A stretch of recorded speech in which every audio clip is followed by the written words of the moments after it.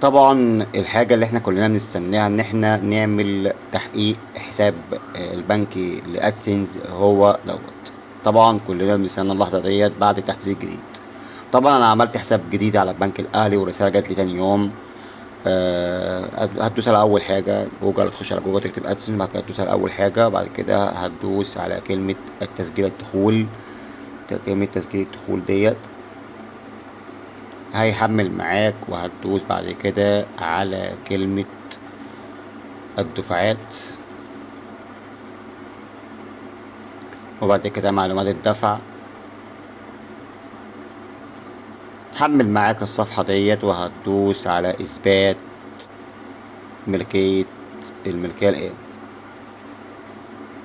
طبعا انت هنا المفروض تختار المبلغ اللي جالك في الرسالة بتاعة البنك الأهلي. وميزة البنك الأهلي ان هو بيبعت لك رسالة فيها المبلغ، رسالة في الرسائل النصبية زي كده بالظبط، زي ما انتم شايفين كده بالظبط.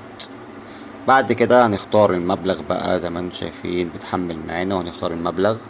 طبعا احنا هنا بنختار المبلغ اللي جالنا في الرسالة. صلي على محمد. صلي على محمد. وهندوس على كلمة تحقيق. هندوس على كلمة التحقيق وهننتظر ان هو يشوف هيدينا ايه. طبعا هو بيحمل ويقعد فترة معاك يحمل، ولو فضل يعمل معاك كده على طول ما تشغلش بالك. سيبه. مادام هو عمل كده يبقى انت اتفضل شوف الصفحة الجديدة اللي هي ديت. زي ما احنا شايفين كده خلاص الحساب اتحقق. زي ما احنا شايفين مفيش اي مشاكل، الحمد لله الحمد لله، والحساب تمام.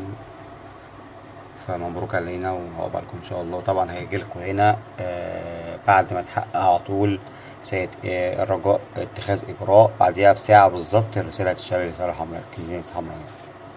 اشترك في القناة وفعل الجرس. السلام عليكم.